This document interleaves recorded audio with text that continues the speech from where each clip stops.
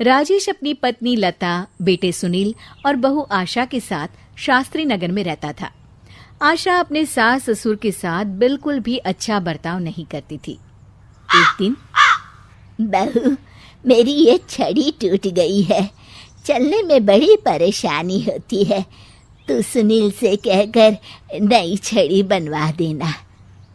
सासू माँ, एक तो इतने खर्चे होते हैं और ऊपर से आपकी ये छड़ी खरीदने निकलेंगे तो 1-1.5 से तो कम की तो आएगी नहीं।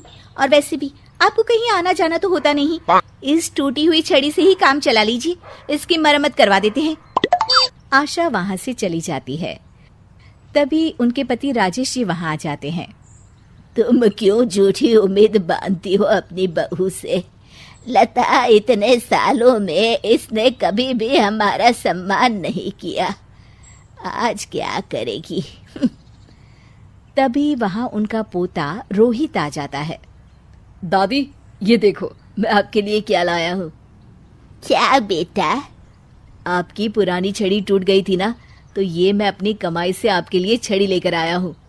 अब आप ये पुरानी छड़ी छोड़िए और ये वाली छड़ी हाथ में पकड़िए और ठाठ से चलिए। राजेश जी और लता जी एक दूसरे को देखकर मुस्कुराते हैं कि कम से कम उनका पोता तो उनका सम्मान करता है। एक दिन सुनील अपने पिता के पास आता है और कहता है, पिताजी, आपने हमारा पुराना वाला घर अभी तक क्यों रखा है? मैंने कितनी बार कहा है कि हमें वो घर बेच देना चाहिए, अच्छे दाम मिल जाएंगे। मैं भी तो कितनी बार कह चुका हूँ कि वो घर मेरे जीते जी नहीं बिक सकता, वो हमारा पुश्तैनी घर है। ओफो पिताजी, कब तक इन पुश्तैनी घर को संभाल के रखेंगे? अब छोड़ भी दीजिए मोह माया, आपके पूजा पाठ के दिन है, कहाँ आप एक घर के मोह में लगे हुए हैं। घर का मोह नहीं है बेटा, कुछ चंद यादें हैं, उनका मोह है, पर तुम ये बात नहीं समझोगे। आपसे तो बात करना ही बेकार है। लता जी और राजेश जी अपने बहू बेटे के इस दुर्व्यवहार से बहुत दुखी होते हैं। उनके बहू बेटे उनके साथ दुश्मनों जैसा बर्ताव करते थे। एक दिन जब रोहित घर आया तो देखता है कि उसकी माँ आशा अपनी सास को भला बुरा कह रही होती है। हाँ, आप दोनों ने तो हद कर रखी है, बस हर वक्त कोई ना कोई मांग रहती है आपकी। अरे बहू, मैंने तो बस इतना ही कहा कि तेरे ससुर जी को ठंडे पानी से नहाने में तकलीफ होती है, तो इनके लिए गर्म पानी कर दिया कर। अगर मेरे हाथ पांव चल रहे होते ना तो मैं ही कर देती, तुझसे ना कहती। हाथ पांव तो अभी भी चलते हैं सासू माँ आपके, बस आप चलाती नहीं है। क्या मैं नहीं जानती कि ये सब नाटक है आपका, ताकि सारा काम मुझे ही करना पड़े। आशा वहां से चली जाती है और रोहित अपनी दादी के साथ इतना दुर्व्यवहार होता देख गुस्से से तिल मिला जाता है। वो गुस्से में अपनी माँ के पास जाता है। माँ, ये तुम किस तरह से दादी से बात करती हो? अरे तुझे नहीं पता बेटा, उनके तो 50 नाटक रहते हैं। खैर तू ये सब छोड़, मुझे तुझसे एक बात करनी है, और वो भी खुशखबरी वाली। कैसी खुशखबरी माँ? अरे तेरे पिताजी ने अपने दोस्त की बेटी मेघा से तेरा रिश्ता तय कर दिया है। क्या मेघा से? माँ, पर हम तो बहुत अच्छे दोस्त हैं। मेघा से शादी का तो मैंने कभी सोचा भी नहीं। अरे नहीं सोचा तो अब सोच लेना। रोहित और मेघा बाहर एक दूसरे से मिलते हैं और बातें कर रहे होते हैं। मेघा, मुझे पता है कि हम दोनों की शादी होने वाली है, पर मैं तुम्हें एक बात अभी से बता देना चाहता हूँ। क्या रोहित? यही कि मेरी माँ एक अच्छी सास नहीं बनेगी, क्योंकि वो एक अच्छी बहू नहीं है। पर रोहित, आंटी को तो मैं बचपन से जानती हूँ, वो तो बहुत अच्छे स्वभाव की हैं। वो स्वभाव पता नहीं मेरे दादा दादी जी के लिए क्यों नहीं दिखता। उन्हें तो वो हर वक्त बुरा भला ही कहती रहती है। मैं चाहता हूँ कि उन्हें ये पता चले कि वो ये बहुत गलत कर रही है। मैंने कुछ सोचा है जिससे माँ सही रास्ते पर आ सकती है। मेघा, क्या तुम इसमें मेरा साथ दोगी? तुम जैसा कहोगी मैं वैसा ही करूंगी रोहित, मैं तुम्हारे साथ हूँ। मेघा और रोहित दोनों की शादी हो जाती है और मेघा अब आशा की बहू बनकर उनके घर आती है। बहू, ये देख, मैंने तेरे लिए ये हार बनवाया है। ये भी कोई हार है? मैं तो सोच रही थी कि आप मुझे डायमंड नेकलेस देंगी, पर ये क्या सस्ता सा हार पकड़ा दिया आपने मुझे। आशा को ये सुनकर गुस्सा आ जाता है। वो मेघा पर बरस पड़ती है। बहू, मैं तुम्हारी सास हूँ, मुझसे तमीज से बात किया करो, समझी? वरना अच्छा नहीं होगा। मम्मी जी, मैं भी आपकी बहू हूँ, आप भी मुझे ये धमकी मत दीजिए। मेरे पिताजी वकील हैं, अगर आपने मुझ पर कोई भी अत्याचार किया ना, बस एक ही बारी में अंदर करवा दूंगी। हाँ। मेघा रोहित की तरफ देखकर मुस्कुराती है। लता जी और रमेश जी देखते रह जाते हैं। मेघा कैसे अपनी सास को उन्हीं की भाषा में उनकी गलती का एहसास दिलाती है।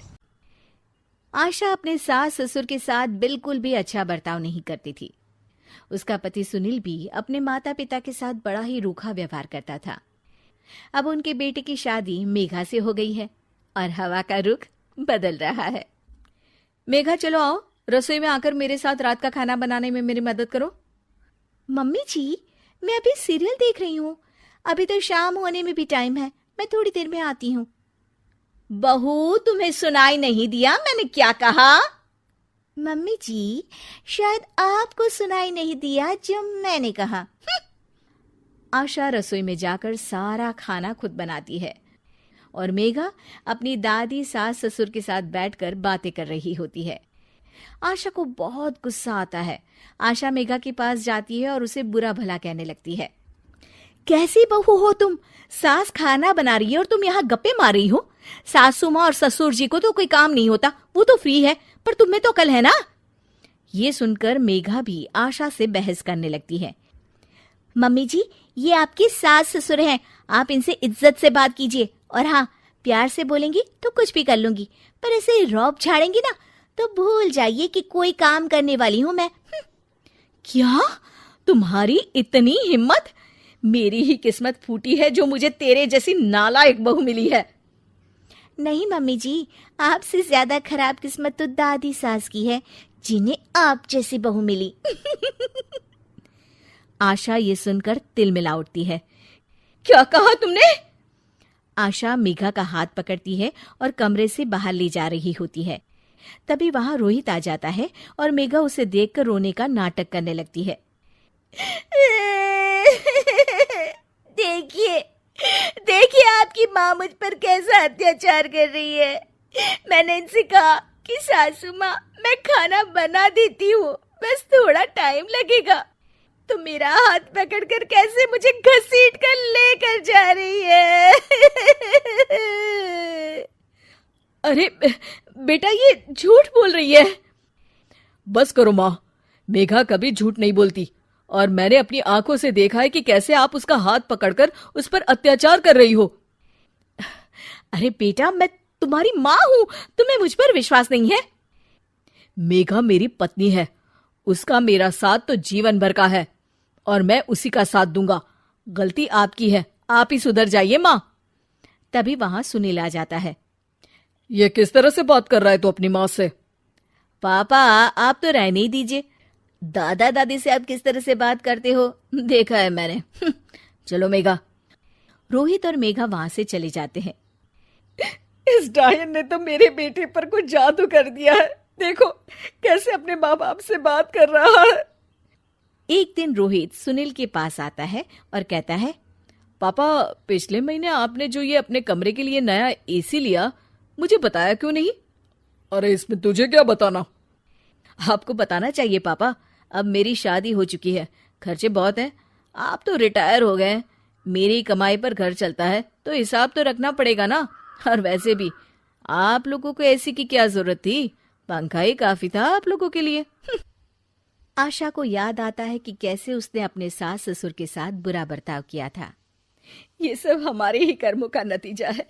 हमने सासू माँ और ससुर जी के साथ कितना बुरा बर्ताव किया, इसीलिए हमारे बहू बेटे भी हमारे साथ ऐसा कर रहे हैं। तुम सही कह रही हो आशा, हमने माँ और पिताजी के साथ बहुत गलत किया। रोहित उनकी बातें सुन लेता है और खुश हो जाता है। मेघा, मम्मी पापा को अपनी गलती का एहसास हो गया है। ये तो बहुत अच्छी बात है। मतलब अब हमें ये नाटक खत्म कर देना चाहिए। नहीं नहीं, बस एक आखिरी बार नाटक और करना होगा ताकि ये दोनों दादा और दादी जी से अपने किए की माफी मांग ले। अगले दिन सभी हॉल में बैठे होते हैं, तभी रोहित और मेघा वहां आते हैं। मम्मी, मैं सोच रहा था, मतलब मैं और मेघा सोच रहे हैं कि मम्मी जी ये कहते हुए जरा शर्मा रहे हैं, मैं ही बता देती हूँ। हम सोच रहे थे कि आप दोनों को वृद्धाश्रम भेज दें। आशा और सुनील ये सुनकर दंग रह जाते हैं। तभी उनकी दादी सास बोलती है, ये कैसी बातें कर रहा है रोहित अपने माँ बाप से?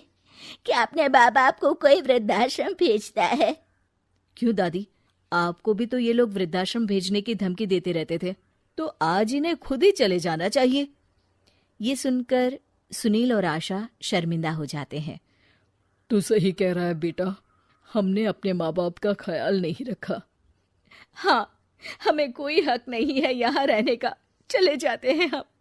हमें माफ कर दीजिएगा सासू माँ और ससुर जी, हमने आप लोगों के साथ बहुत गलत व्यवहार किया। हाँ माँ जी, पिताजी, हमें माफ कर दीजिएगा। ये देखकर रोहित और मेघा खुश हो जाते हैं। आप लोग कहीं नहीं जाएंगे। आप लोगों को वृद्धाश्रम भेजने का मैं सोच भी नहीं सकता। ये तो मैं और मेघा नाटक कर रहे थे ताकि आप लोगों को अपनी गलती का एहसास हो। आशा और सुनील को अपनी गलती का एहसास होता है और वो सब एक खुशहाल परिवार की तरह रहने लगते हैं।